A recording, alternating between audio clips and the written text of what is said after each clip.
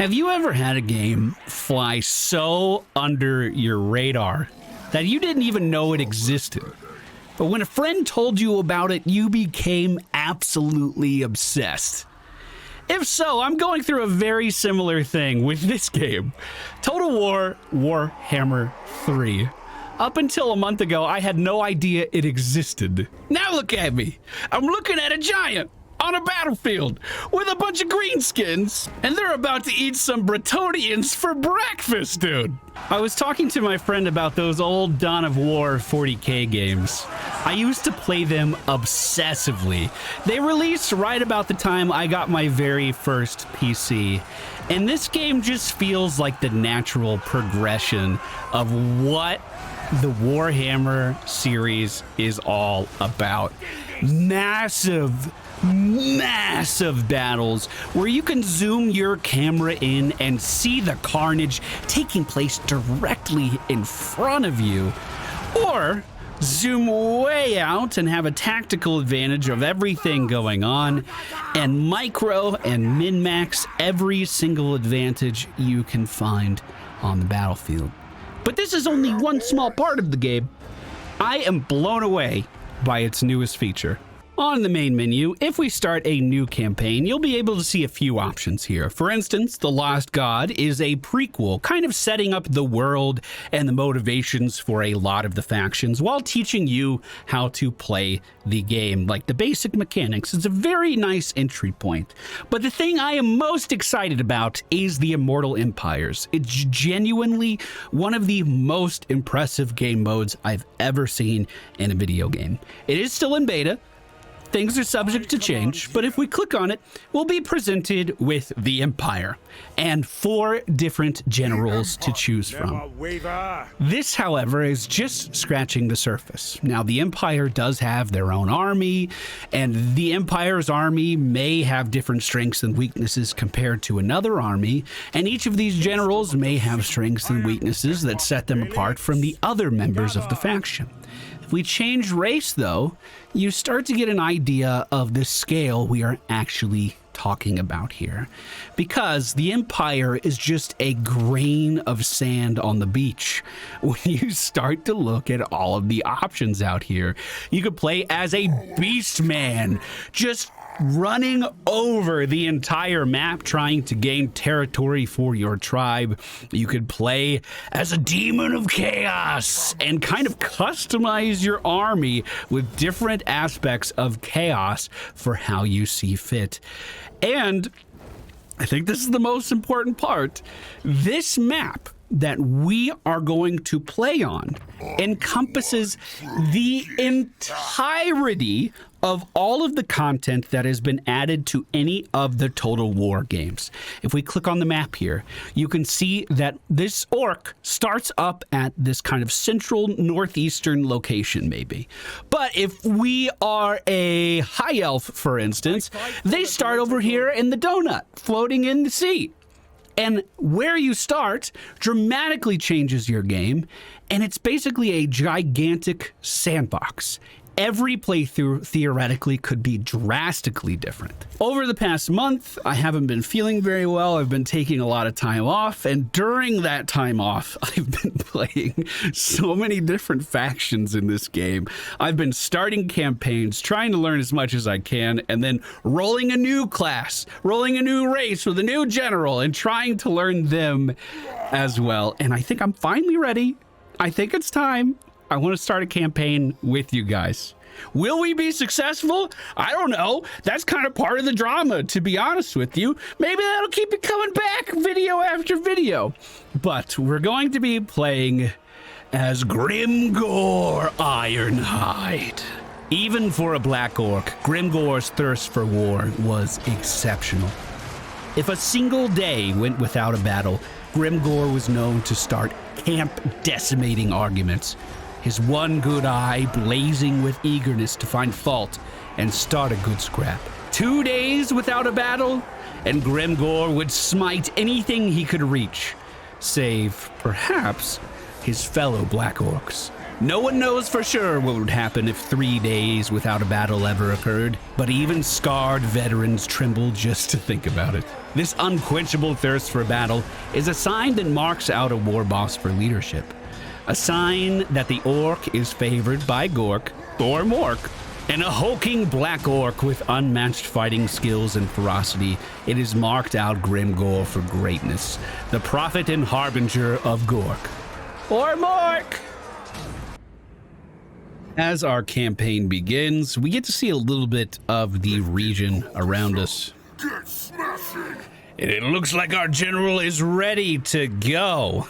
So, to give you an idea of the scale of things here we have Grimgore and his trusty sidekick for this campaign anyway, Scramderuffy. We're going to put him into our main army here. We're going to add him to the general's army for training. We start with some units we may not be able to reproduce easily. For instance, one of my favorite units for the greenskin, the Doom Diver Catapults, is a more advanced unit. So it is important that I protect these guys at the start. Same thing goes with the Black Orcs here, who gain massive bonuses for being in Grimgore's army. We've spawned into one of just many provinces in this game. We are in the path to the east, and we currently own Saber Mountains. This is my only structure. If I lose this, I lose the game. If we zoom out, you can start to see the scale of this campaign. Path to the east, located here on the map. If we start to scroll around, you can see just the small letterings of other provinces that we can see kind of through the fog of war, but don't really know the layout. If I keep scrolling, yes, indeed, this entire map is able to be taken. Yes, indeed, this entire map is currently occupied. There are, I think, 300 factions in the first turn that all have their motivations, that all have their own generals and their own armies that are trying to complete their own quests. We have our own objectives. Our victory conditions for a short campaign are to take out several other orc encampments and have them either join our army or wipe them out. However, there is also a long campaign victory with its own set of objectives, and a domination campaign victory with its own objective, which is basically to kill everybody off. I'm going to try to do the long campaign victory. We might get wiped out along the way. If we do, that's when we start up another campaign and give it another go. So let's take a quick look at Saber Mountain. I can customize everything that goes into this.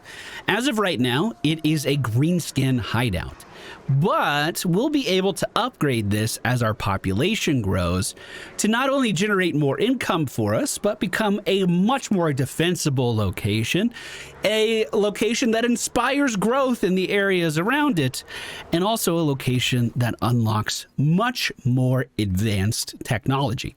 For instance, as a level 1 greenskin hideout, I can only build 3 different types of buildings here. We already have the muster fields. We could also get the idols and the pile of shiny stuff.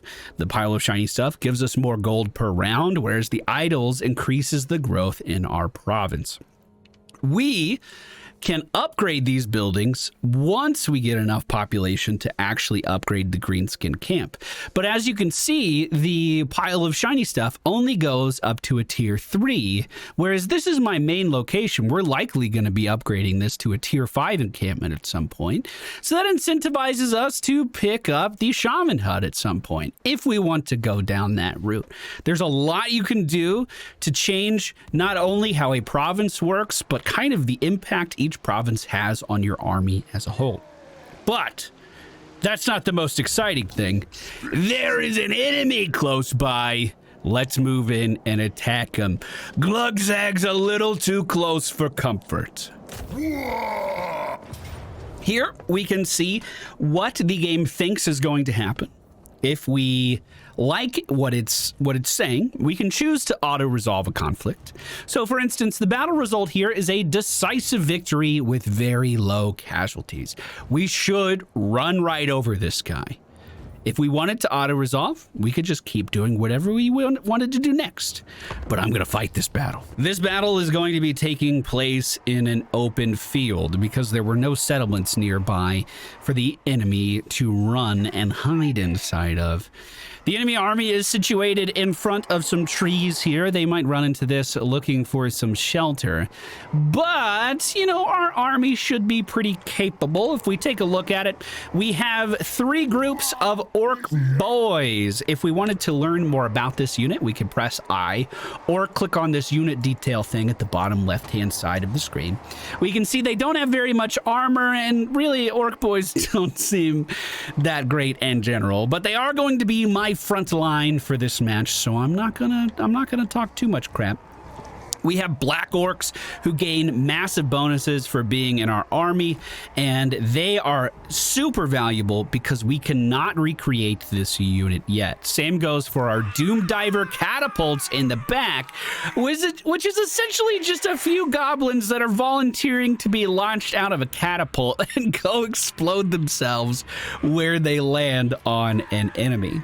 Now, the units themselves are, you know, they have their own strengths and weaknesses, but positioning is also super important. For instance, our goblin archers can do a lot of damage, but if they get caught up in a fight, they will just get wiped out. They don't have much health, and because they're archers, they're not very good in melee range. If I put them behind our orc boys, all of a sudden they have a nice front line to absorb the brunt of the enemy force, and then they can just pepper arrows into them safely from behind that line.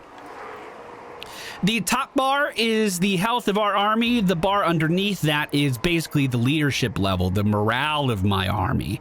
If things get a little too sketchy, our orcs could run away and flee the battle. So let's make sure that doesn't happen today. I got all my orcs lined up and ready to go. Let's get this battle started. So I'm actually going to head directly into some trees here and hope that gives me a little bit of cover. While the majority of my army is moving forward, I'm going to select our artillery units and have them fire some shots at the clumped up enemy units.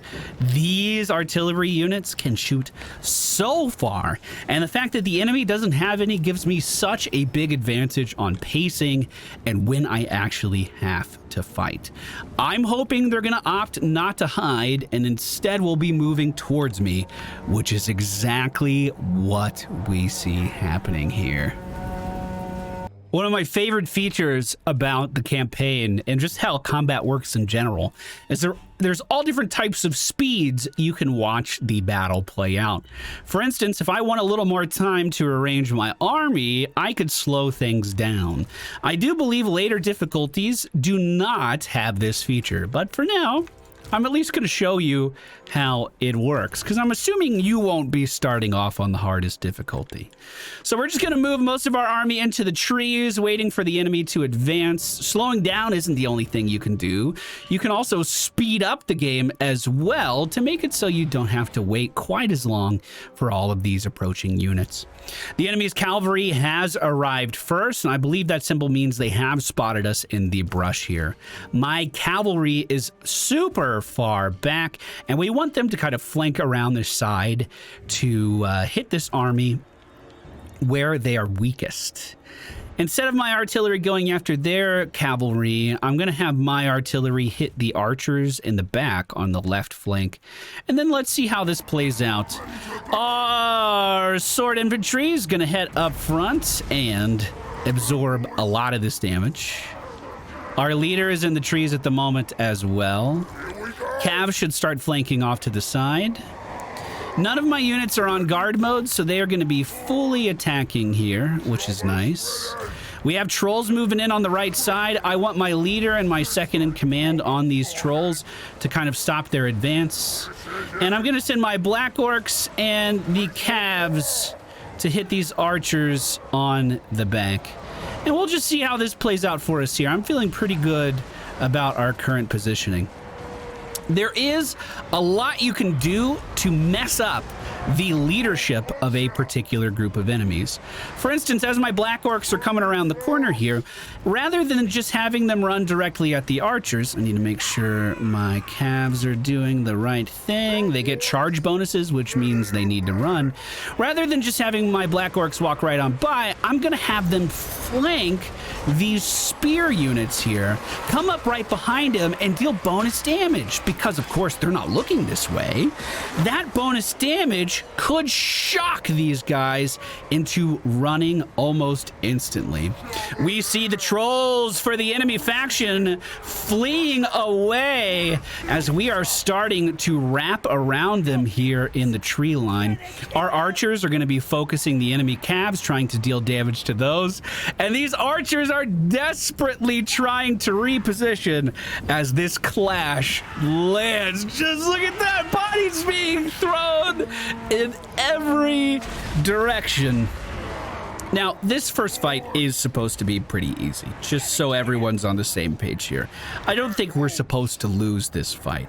Battles can and will be getting a lot more complicated, and maybe I won't have the ability to sit here and zoom in on every single thing that's going on, but every single one of these matches has a replay. I could save the replay, go in and show you guys a super cinematic version of what I'm talking about. Cut in between tactical views like what you're seeing right now. As more of the swordsmen break in the back, we're going to turn everyone's attention to the leader of this orc army. Other than my leader, we're going to have him continue to beat away at these last few remaining units. If we break the enemy leader first, it means the leadership of all of the other orcs under his command is going to waver in a huge way. Sometimes sniping the general first thing is one of the best ways to just get the momentum of battle in your favor. As this enemy orc starts to break and run away, trying to save his own life, we see that there are no remaining combatants that have the will to fight for his faction, and we win the battle. The enemy lost 411 units in this battle. We lost a mere 64. But now we have to decide, what are we going to do with this army? We could slaughter the captives, which would give my units more combat experience. We could eat the captives. Yes, devour them, which would increase my effective health pool. Will be replenished by 14%. If you look at our health bars over on the left side, you can see that almost everyone would be completely healed to full if we did that. Or we could ransom the captives back to their faction and gain 393 gold. You know what? I think I'm going to gain some combat experience from that. Any and all combat experience we can get is just going to snowball, and I have plenty of time to sit here and heal if that's what I want to do. Now, Grimgore got some experience in that confrontation, which means we can bring up the talent tree for my general. This game has so much depth. Oh my God, it's so much to take in. We can basically specialize this character to perform exactly how we want him to. I'm going to be moving across the map, and I want Route Marcher to just make it a little bit easier for me to move around the campaign map. From here, we could then attack Ice. Is this Ice Pure? To try to take this over for our faction.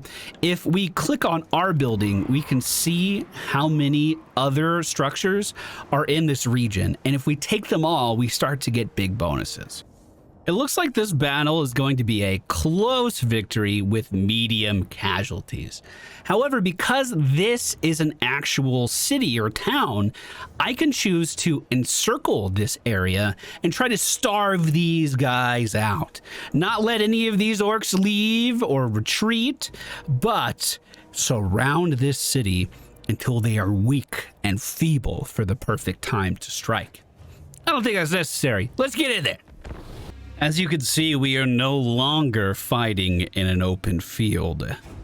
This area is much, more difficult to gain ground in. There are choke points the enemies could hold. There are defenses here the enemies can build to keep us away, like barricade walls to stop our advances, or build towers to actually rain down arrows from above. I've chosen to split my army into two groups. Grimgore will take some orcs and goblins towards the northwestern side of the encampment.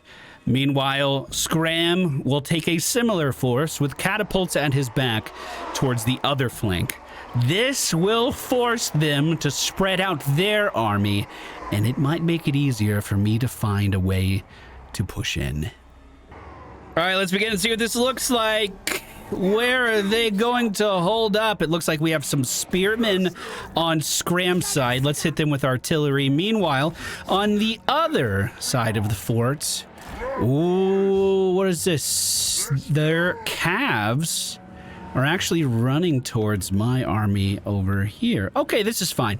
They have a lot of spear units, which means I need to be very careful with my calves. But as long as we protect them, we should be totally fine.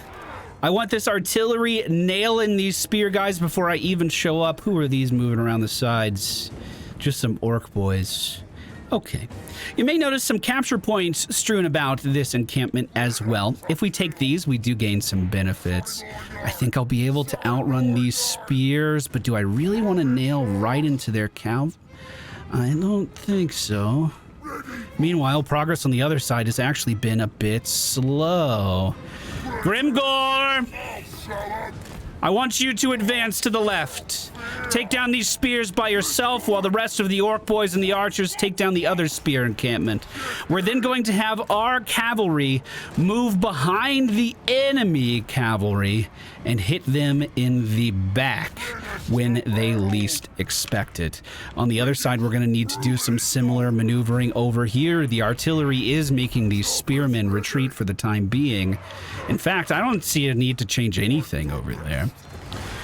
Grimgore is taking a lot of damage, but hopefully he's able to withstand that punishment while the rest of our orc boys thin out that spearman line. The Cavs decided to just stop moving. They are going to hit the back line here, and hopefully we see a big leadership drop. Yes, we do, as they hit those wolf riders. Okay, Grimgore should be fine. Back to the other side of the map to see how this push-in is doing. It looks like our adversaries are going to try to hold on this capture point, which is actually really great for me. I don't want our artillery firing into my main group, so we're going to have them pick a different target slightly further into the base. Meanwhile, Grimgore is holding just fine. Most of the armies are breaking over here, so we're going to have them move directly onto this capture point nearby. Scram not involved in this fight. Scram, you're part of control group too. You're setting a terrible example, my friend. These spearmen are starting to rally, which is a little scary, but with the majority of my army moving into them, we should be fine. This capture point battle looking like it's going well. We outnumber this enemy force so much. It's just going to be hard for them to get much momentum. I'm going to take the Black Orcs to the right and just try to flank in to hit the back of this enemy force here. Maybe Scram will actually join the fight sometime today. This push seems to be going well. Most of the orcs on this side are breaking as Grimgore is starting to walk directly into this line of goblin spearmen. We don't want our calves to hit this force because spears are great versus charging units. Oof, I was trying to find a little opening where they could sneak by, but it doesn't look like that's happening. Instead of forcing that, we'll get our calves to just flank around. That'll be fine. Archers on that force that's flanking into me. I thought this would be a little bit further along, but they're moving in just fine. We are going to have enemy calves moving in. They are going to clash into us, but it's not a flank, so I don't think they'll be that shook. I think we'll be totally fine. Grimgore and his forces are looking great. Meanwhile, on the other side, this capture point is within reach. We need to make sure our calves don't run into these spearmen here. Let's get them out of the way. We'll just have them flank around in another direction. In fact, they might be able to just take this capture point from right under these guys' noses. If too much of the enemy army starts to break, we'll see it just kind of cascade. Whereas one army sees their friends running away, so they try to join and get out with their lives intact. Only orc boys remain on this side as the other army is breaking. Let's just have our group move on to the capture point here. It looks like the spearmen on the other side are meeting a similar fate. Every time we take over one of these capture points, we do gain some momentum bonuses, and they do have the opportunity to build structures to try to keep us away. For instance, the enemy did build a barricade here that is stopping my main force from advancing at the moment. If we take over the right capture point, it will erase these defenses. I want to show you an example of that if I can. I just have to move on to this capture point down here to the south. Our calves are taking another one above us. Let's go ahead and speed up time here a little bit. Oh, never mind. They decided that they weren't going to let me demonstrate a game mechanic. The enemy faction lost 1,080 units. Said it was a close victory, but I only lost 178, so I feel like that's pretty okay. Now that we've attacked this settlement, we have to decide what are we going to do with it. I can occupy it and it becomes mine, and I can build out things however I wish. I could choose to loot and occupy, which means we gain money from this. All captives would be enslaved, but control of the region would be greatly reduced. And because this is my starting province, I don't want to do anything like that. I could sack it, which just means I loot everything and then keep on moving, or burn the entire city to the ground and start over. I don't think we need to do anything that dramatic, although it is worth mentioning that that does help build our call to war. Not something we're going to worry about right now. We're just going to occupy this city because it gives us a ton more options on what we want to do with this province. I'm going to start with a idle. This is going to make it so we can grow our region more quickly, so we can get to those upgrades much, much faster. Because we were in another battle, Grimgore leveled up yet again. I'm going to try to increase his armor to make him a little more effective in combat. But Scram also got some XP in that battle, even though he stood still a lot. What's that about Scram? Once he hits level 4, he's going to unlock a war boar, which he can ride into battle on. So I'm going to make him more comfortable in battle as well by increasing his armor, make him much more survivable. This is our research tree. Yes, there's even more stuff. This isn't a character talent tree. This is what I can unlock for all of the orcs that reside under my rule. The first thing we have to take is the way. This gives us +1 reputation per turn. You can see our call to wa at the top of the screen, and basically once this fills, we're going to be calling in orcs from all over the land to join us in glorious battle in hopes of overrunning an enemy capital. Would you believe that all of this took place on turn 1 of our campaign? This is kind of like a really long game of Civilization, just with way more immersive combat, in my humble opinion. Now, I took a look at our objectives, our win conditions.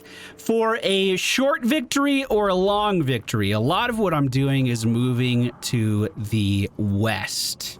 Some of it's up north, some of it's to the south a little bit more, but almost all of it is west of my current location.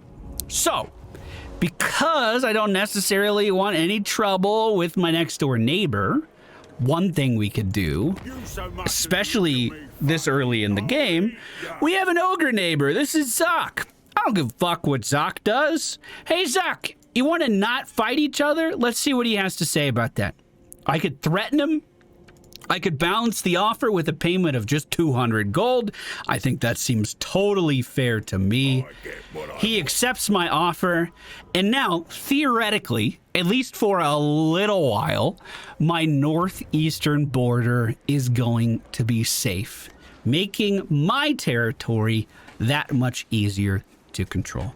Yo, for real, I hope you guys enjoyed today's video. Sincerely, I had a blast making it. I hope it shows.